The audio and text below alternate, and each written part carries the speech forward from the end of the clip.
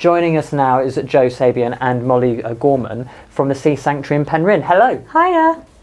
Hello. Thanks for having us. No worries at all. Fantastic having you with us. Joe, you're the CEO of the founder. Tell us about the Sea Sanctuary. Principally, the charity was set up. You have made it clear that it's not the Seal Sanctuary, I hope. We hear that a lot. Yes, Sea Sanctuary. Sea Sanctuary. That's good. People often ask what seals have to do with well-being and mental health, and we have to explain this a different entity altogether. The charity was set up some 10 years ago, really to afford people in Cornwall and more broadly now, choice in their treatment. And we spent some 18 months in total doing consultation up and down the county, looking at what might work differently. So what other approaches might we use? Well, we wanted to use something that would be evidence-based in terms of the therapeutic approach at least. But we also wanted to use the water, being it's an island nation and we have an amazing coastal area around Falmouth or Penryn, where we're based. And a question of putting both together. So this is where we started 10 years ago, providing what we would call evidence-based interventions with the enriching activity of sailing. And we've changed boats or yachts over the time, but that is very much at our root, despite the fact that the charity now has a number of other projects and services and about 45 staff. So we've come a long way, but that is very much our love and passion is using the sea as the backdrop for what we do. Amazing. And what other types of activities can people do with you guys? We have a very unique well-being facility. So we have an Ofsted registered children's home, which caters for young people, particularly young people who have a background of trauma, quite significant trauma. We have art workshops. We have one-to-one therapy. So our art workshops are either delivered in person or with, obviously in view of COVID at the minute, online. So we would, we would pack boxes and take them to clients around the county. And they would be full of art materials, sometimes some food as well, or a cake, which is food, obviously, a very nice type of food. And we would ensure that people were feeling connected with the group. The one-to-one work has really increased as well. And not surprisingly, in view of what's going on with COVID, the requirement of people to feel more supported. And I suppose the most recent project has been what we refer to as Golf 999, which is a police call sign. And that's working with the police at weekends during particularly busy periods, typically between sort of 6 and sometimes 3, 4 in the morning. And we respond with the special constabulary, who are all brilliant volunteers, to jobs, incidents where poor mental health is suspected. So that's quite a large part of what we're doing in terms of developing it across the county. And we've just secured some money from the Tudor Trust as well to build a green space, a restore area as well. So over the winter period, we can have people staying with us. We'll have bell tents, and we'll have a big polytunnel, and inviting and encouraging people to participate in the natural environment through activities. Wow, that sounds really, really, really fantastic. I think we've got a photo here of Carla, I want to say, which I think will pop up now, I think, maybe. Hang on a second. There we go. Oh, wow. And can you talk me through this photo here? No, because I didn't know you were going to show it. Oh, no. Okay, no worries. Either way.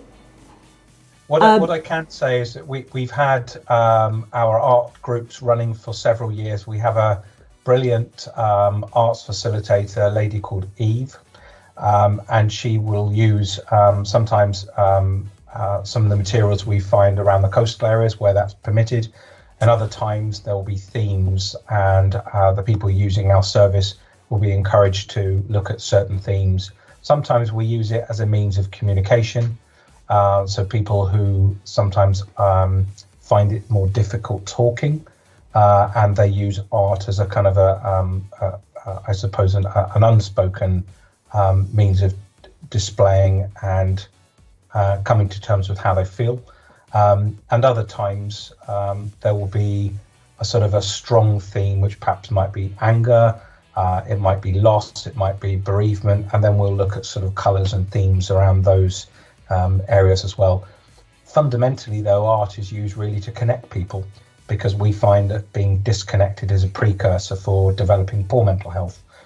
Keeping people connected, a sense of something, achieving, with some very gentle homework as well with the art group, is really powerful. And an element there of kind of peer support, which during COVID is absolutely crucial. Absolutely, like you said, especially during this time. Why do people come to you in the first instance? What are they going through? You need to ask them. It's so varied. Some will come to us as a kind of a preventative means. So people sometimes who want to maintain a stable level or a level of sort of equilibrium, and they don't want their mental health to deteriorate. Other people have been through the mill. They've tried everything else, and they probably think, well, let's just try a C-sanctuary and see what happens.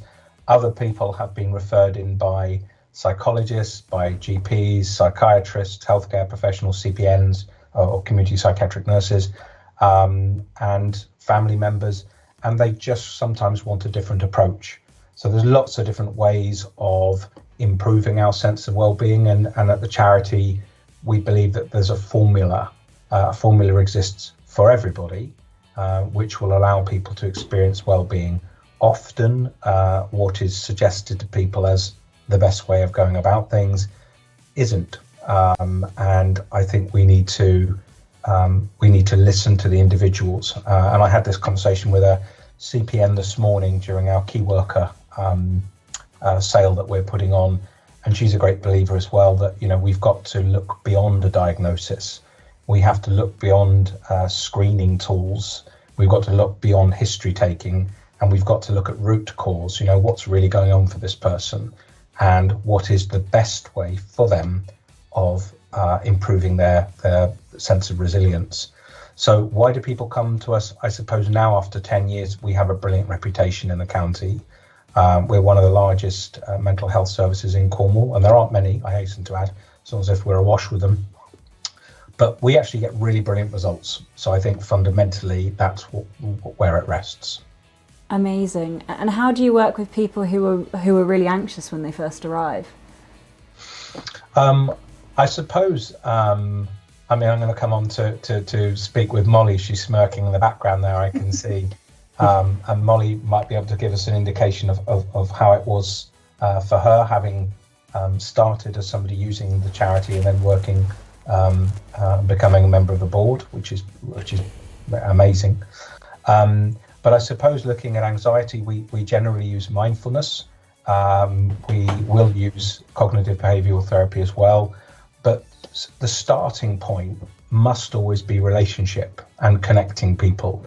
And I would like to think that every member of the C-Sanctuary team is aligned in understanding why we do what we do. We don't start with what and how, we start with why. Why are we here? And why, as individuals, why are we part of the charity? So we start connecting with people at the first opportunity. We build up relationship and rapport. And so in terms of how we support people with anxiety, it starts there. We move into the sort of more intellectualized processes and modalities such as mindfulness a little bit later down the line. Yes, no, thank you, Joe. And actually, from what Joe was saying, hello, Molly. You've used the service. Tell us about your journey. I have, and actually, asking about the nervousness on day one sort of takes me back to 2014, 2015, going on my first sale, and I made my husband promise me that he would be at the end of the phone, because if I didn't like it, I was coming home. But the fact is, I didn't, and I'm so glad I didn't. And as Joe says, you're not sort of put in at the deep end. You go along, you meet members of staff, you get that rapport going early on, which is really helpful. And I know from speaking to other people that I've been on sales with how close some people were to not coming on the day, and just so glad that they did. But yeah, from my point of view, sadly, I'd experienced poor mental health pretty much since my teenage years. And I'd always tried to manage it. I'd been in sort of what you might call standard counselling therapy type thing, which was very often you sort of sat in a room with somebody you have no rapport with.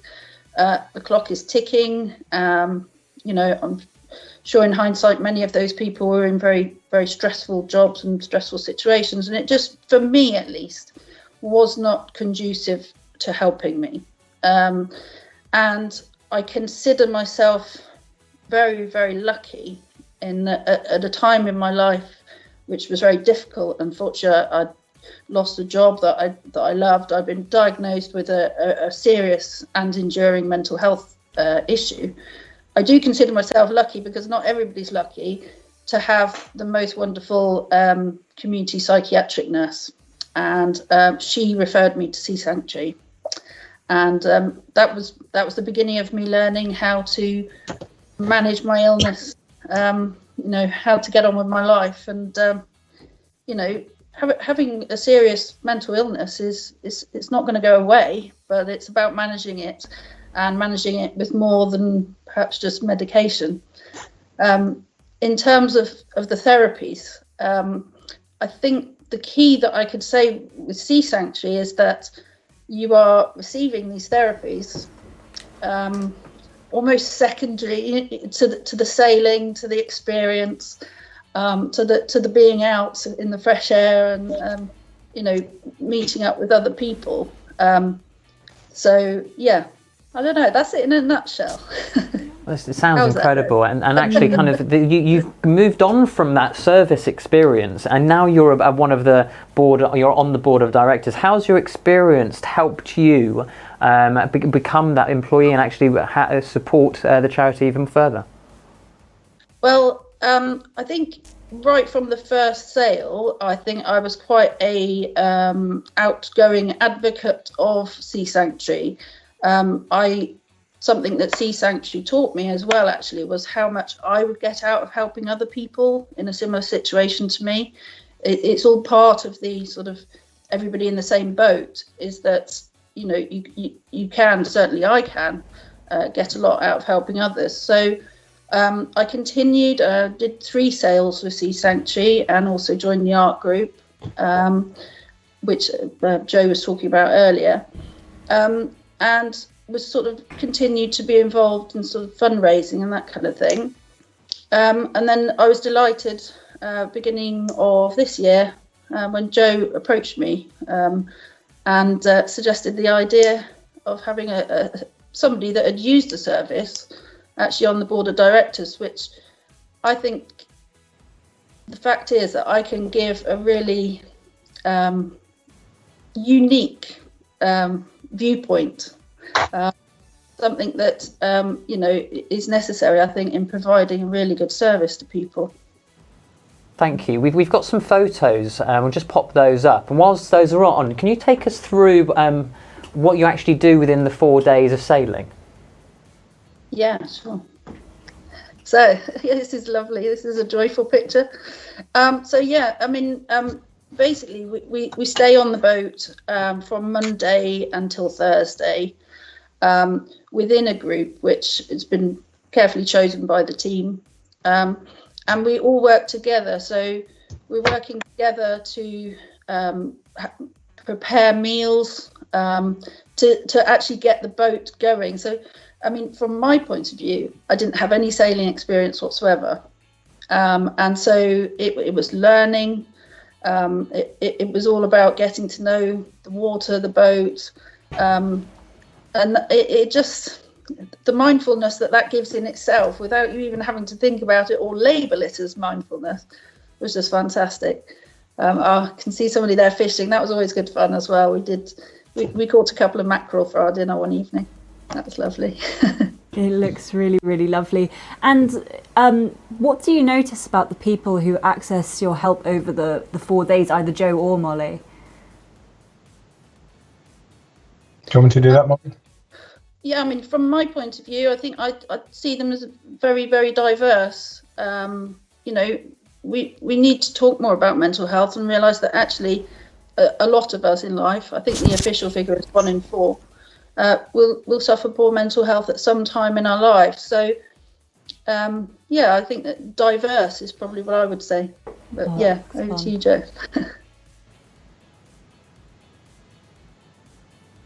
Joe, did you want to comment on that one as well there? What do you notice about people who access your help over the 4 days?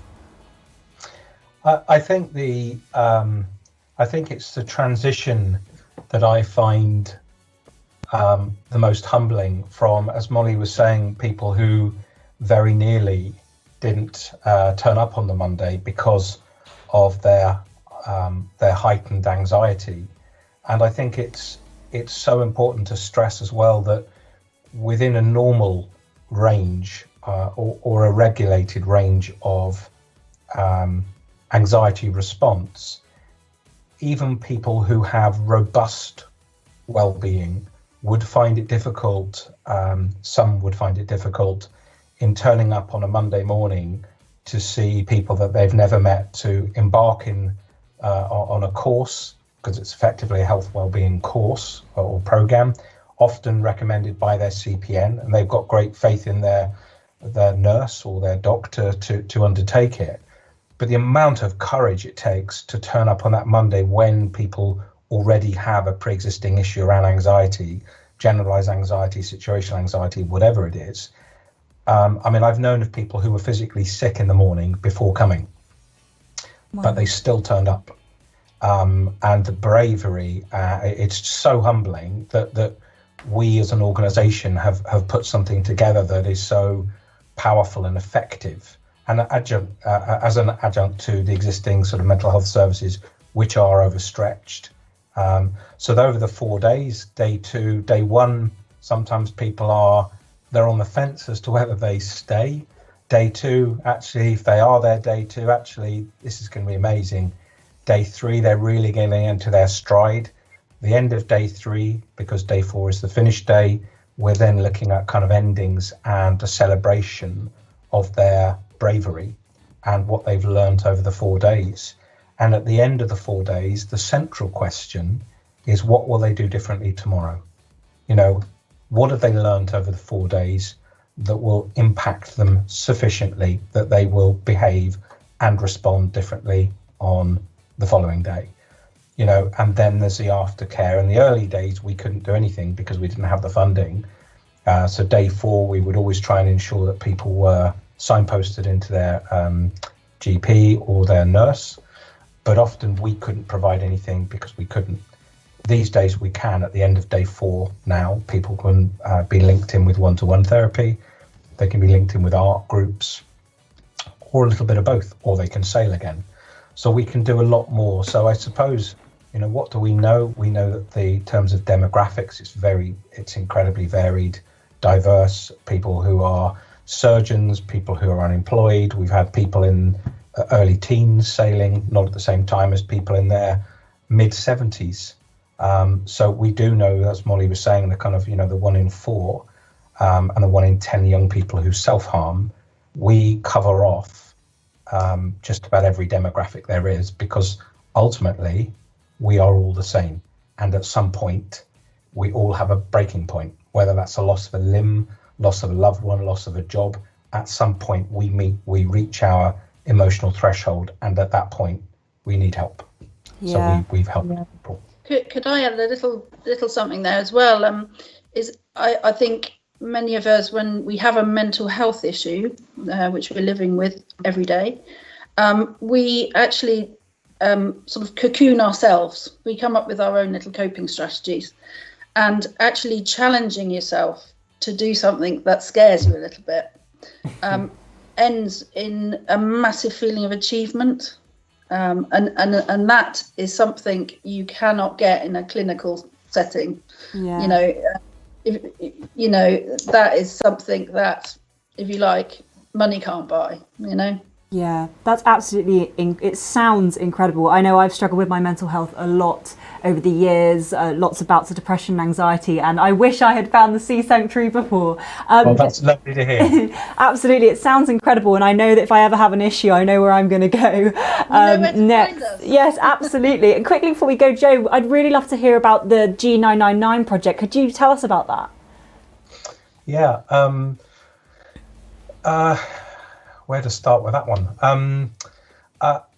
Probably 2 years ago, I sat a couple of days before Christmas in our office with somebody who's now retired, who was a superintendent, Mark Bolt, regular police officer. And I said, it will be really good. I have worked as a special constable for 12 years, based at Falmouth, predominantly on response, so I haven't done any duties for a while. And what I'd noticed over my time was the stress that regular officers and special constables were under in terms of managing incidents where poor mental health had been identified. Fundamentally, the police, stating the obvious here, are involved in law and order. They aren't therapists, they're not mental health clinicians, they're not CPNs, and yet the demand on them is extraordinary. And I think now we're looking at roughly 45% of all police jobs are mental health related. So the days of, I suppose, people being in hospitals with inpatient care, and then obviously people, and I'll use the term carefully, farmed out to community services. The reality is there are a lot of people wandering around who are very unwell, and the police are first responders. So the police will unfortunately always be present initially, and they have very limited powers. They have a power of arrest, and they have a power to detain people under the Mental Health Act, so generally Section 136 or 135. So the police themselves are aware of this, and they are struggling. And the idea was, I said, look, let's put something together. I look like a convict there. Sorry about that. No, it's a lovely photo. So I sort of said, I'm with Chloe and Alan there to my left. And I said it would be really good if we could support the police and actually go out and attend incidents. So to give you an idea, we are attending incidents where it could be anything from somebody ligaturing, in the process of ligaturing. We've had incidents where we have been talking people down. Sorry, that should have stopped. Apologies. That's okay, don't worry. No worries. And actually, I thought I turned it off. That's all right. Joe, could you tell us if G999 is a permanent project? G99 is a permanent project until the funding runs out, so no, it isn't.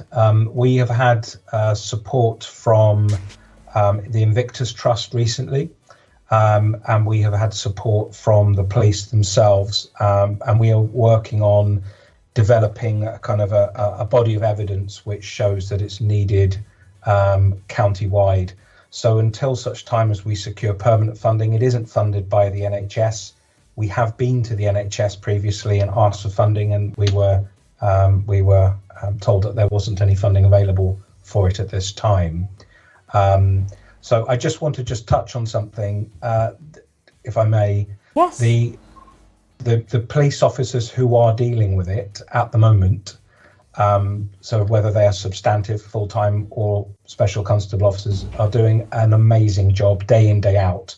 We're only there on a Friday evening, as I said, and they are having to do this all the time. So it was important for the charity to support the community and to support the police officers. I just wanted to say that. I feel it's really important. Absolutely, yeah. Thank you, definitely. Joe. And actually, just a really important question, and this is the whole reason why you have the Sea Sanctuary. Molly, from your own experience, what's the best therapy for you? Sitting in a room with a counsellor or social prescribing at sea? I don't think I need to answer that. Yeah. Yeah, very, very, very clearly, you know, doing something physical, teamwork. You know, yes, you're with a therapist, and that's really helpful. But that's coming in sort of sideways, which makes it much more effective, easier to respond to. You know, in a room with a therapist, if you want to get up and leave, you're making a big scene. If you're on a boat and you think, actually, I don't want to do this, I don't want to talk about this anymore, you suddenly remember that a rope needs to be checked. You know, it's a much better environment. Yeah. Thank you so much, both. How do we get in contact? How do we see what you're getting up to, and how do we catch up? The easiest way is via Facebook.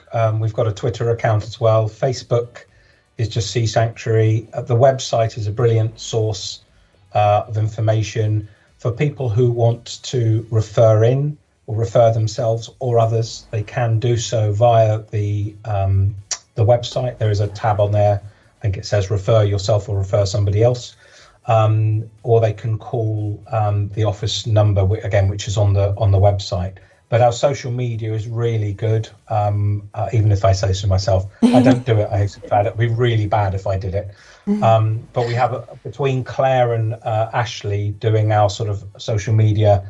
They're up to date on very helpful techniques and approaches. Things like gratitude practice, which is really important during COVID. How to keep ourselves safe, and areas that we can look at sort of personal development as well. So I think there are several posts during each day, and I think we have 8,000 or 9,000 people who follow the work of the charity now. So wow.